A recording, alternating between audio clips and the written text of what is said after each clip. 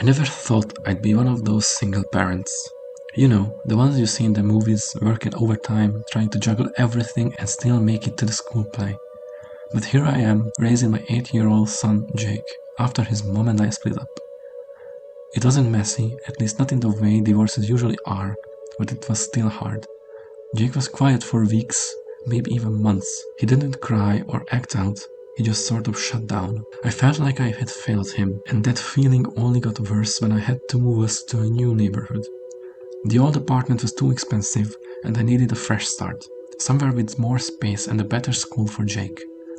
I thought it would be a good change, but I didn't think about how tough it would be for Jake to start over, especially since he's always been shy. The new neighborhood was nice. The kind of place where every house has a lawn and kids ride bikes up and down the streets after school. Our house was small but cozy, with a little yard in the back where Jake could play. I was hopeful, but Jake didn't make any friends right away. At first, I thought it was just nerves. Moving to a new school is tough for any kid, right? He'd sit alone on the swing in the yard or read by himself in his room. I tried to get him excited about joining sports or an after-school club, but he wasn't interested. Then one day, he came home with a smile. "I made a friend," he said, dropping his backpack by the door. I couldn't believe it. "That's great, buddy. What's his name?"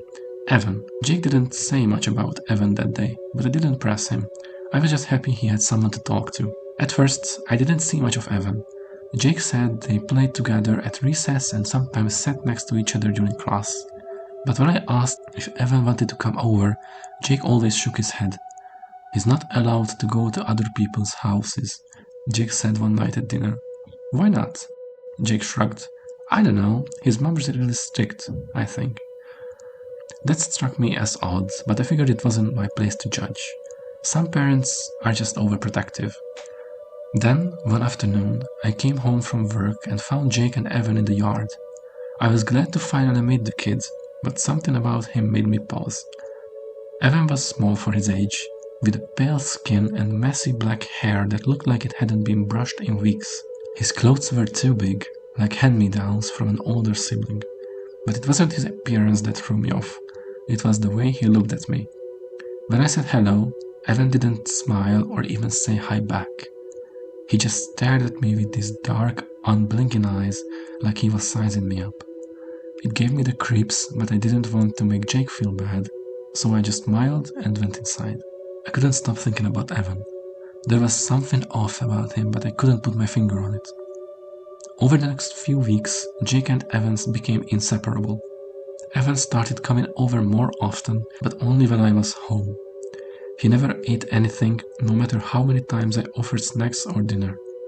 He'd just sit quietly, watching Jake play video games or build Legos. Sometimes I'd catch Evan staring at me when he thought I wasn't looking. His expression was blank, almost like he was trying to figure out what I was thinking. Then weird things started happening. One morning I found our cat, Whiskers, hiding under the couch. She wouldn't come out, no matter how much Jake and I coaxed her. Later that day, Jake mentioned that Evan didn't like cats. "He says they are mean," Jake said casually, as if it was no big deal. I laughed it off, but Whiskers wouldn't go near Evan after that. She'd hiss and run away whenever he came over. Then there was the night I heard voices in the yard. It was around 11 p.m. and I was getting ready for bed when I heard Jake talking. I peeked out the window and saw him sitting on the swing, his head tilted as if he was listening to someone. But no one else was there. I went outside and asked him what he was doing. "Evan wanted to talk," Jake said. "Evan's not here," I said, trying to keep my voice steady. Jake just looked at me like I didn't understand. "He's always here."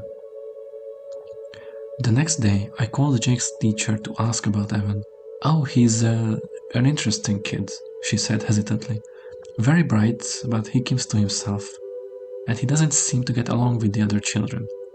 "What about his parents?" I asked. There was a long pause. "I've never met them. They don't come to conferences or school events. Honestly, I don't know much about his family." That didn't make me feel any better. Things came to a head a few weeks later. Jake and Evan were playing in the yard when I heard a loud crash. I ran outside and found one of our gardening gnomes shattered on the ground. What happened? I asked. Jake looked guilty, but Evan just stared at me with the same blank expression. It was an accident, Jake mumbled. Evan didn't say a word. That night, I told Jake I didn't want Evan coming over anymore. Jake got upset and said I didn't understand. He's my friend, Jake said. He's the only friend I have. I felt terrible, but I couldn't shake the feeling that something was not right. A few days later, I came home from work and found the front door unlocked. I was sure I had locked it in that morning, but maybe I was just being forgetful. When I walked inside, the house felt off. The air was heavy and Whiskers was nowhere to be found. I called out for Jake, but there was no answer. Then I heard laughter coming from the basement. I ran downstairs and found Jake and Evan sitting in the dark. They were surrounded by candles and there was something drawn on the floor in chalk. Something that looked like a symbol, or rather a pattern. What the hell's going on? I shouted. Jake jumped up, startled. Evan just looked at me with those empty eyes. We were playing a game, Jake said quickly. What kind of game? Jake didn't answer. Evan stood up and walked past me without a word, heading for the stairs. Wait, I said, but he was already gone.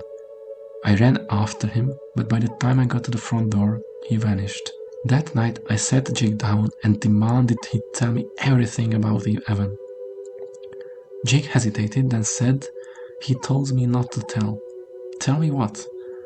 Jake looked down at his hands. He said he's not like other kids. He said he's special, and if I tell anyone, he'll go away forever. I didn't know what to say. The next day, I went to the school and asked to see their records. At first, the staff was hesitant, but I insisted. When they finally pulled up the class roster, Evan's name wasn't on it. I don't know who or what Evan was. Jake doesn't talk about him anymore, and I don't bring it up. But sometimes late at night, I catch Jake staring out the window as if he's waiting for someone. And sometimes, I think I've seen someone staring back.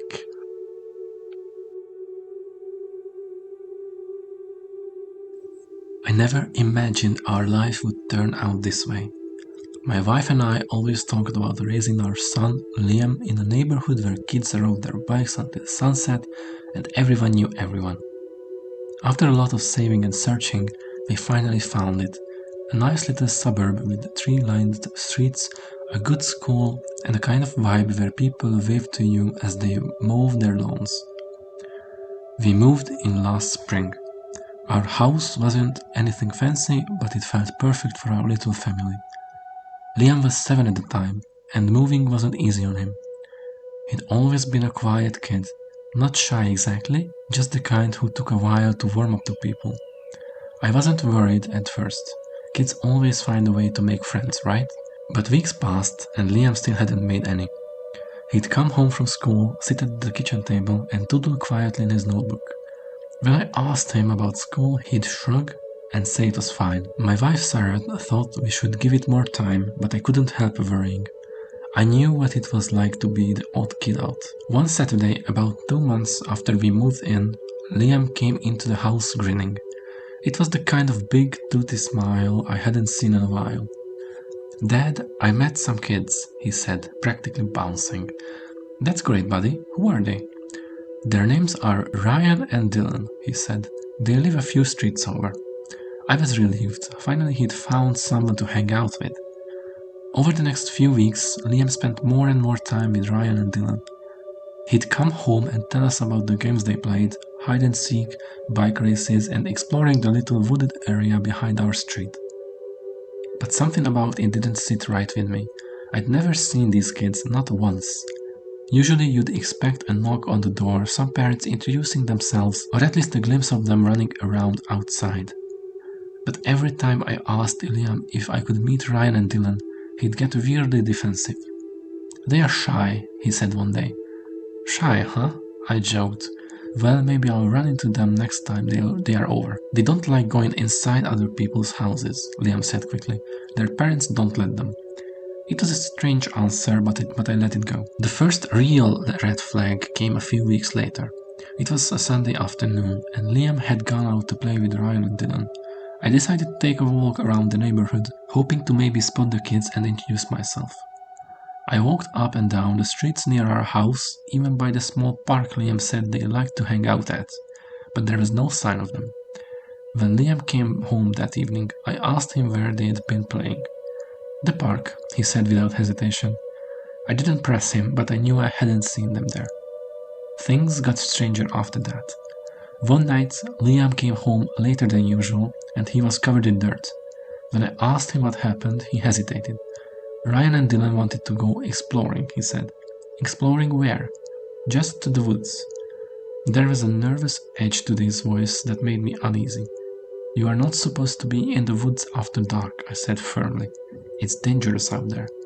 Liam nodded, but he wouldn't look me in the eye. Sarah and I started to worry. We never saw Ryan or Dylan, and the more we asked Liam about them, the more cagey he became. It got to the point where I started wondering if they even existed. Maybe Liam had made them up, a coping mechanism for feeling lonely in a new place. But then we found a notebook. It was a plain spiral-bound notebook that Liam always carried around. One night, after he'd gone to bed, Sarah and I sat at the kitchen table, flipping through it. Most of it was normal stuff, doodles of dinosaurs, spaceships, and superheroes. But about halfway through, the drawings changed. There were pictures of two boys. One was taller with short spiky hair, the other was smaller with messy shoulder-length hair. Both had strange, exaggerated grins that stretched across their faces. Underneath the drawings, Liam had written their names, Ryan and Dylan. Then the pictures got darker. One showed a house with flames coming out of the windows. Another showed stick figures lying on the ground surrounded by red scribbles. In the corner of the page, Liam had written, Ryan says it's not their fault. Sarah and I looked at each other, speechless. The next day, I decided to dig a little deeper. I started asking around the neighborhood, casually bringing up Ryan and Dylan in conversations with other parents. But no one seemed to know who they were. One mom, whose son was in Liam's class, gave me a puzzled look. There aren't any kids named Ryan or Dylan in their grade, she said. Are you sure they're real? I wasn't sure of anything anymore. That night I sat Liam down and asked him point blank about Ryan and Dylan. Why don't any of other parents know them? I asked. Liam's face went pale. They don't talk to other kids, he said. Why not? They don't trust people. Liam, what aren't you telling me? For a moment I thought he wasn't going to answer, but then he whispered. They said they don't have parents anymore. The next day I called the police. I didn't know what else to do. If these kids really didn't have parents, someone needed to help them. When the officers showed up, I explained everything. How my son had been playing with two kids who no one else seemed to know, how they claimed to have no parents, and how I was worried they might be in danger. The officer took notes and said they'd look into it. But when they asked Liam where he usually met Ryan and Dylan, he clammed up. They told me not to tell, he said. The next morning, Liam found a note slipped under his bedroom door. It was written in messy, childish handwriting. We're sorry, we can't stay anymore. Don't tell anyone about us. Liam was heartbroken. Ryan and Dylan disappeared after that. The police couldn't find any trace of them, and eventually they closed the case. Life went back to normal, or as normal as it could be. But sometimes late at night I catch Liam staring out his window as if he's waiting for someone. And sometimes I think I see shadows moving in the yard.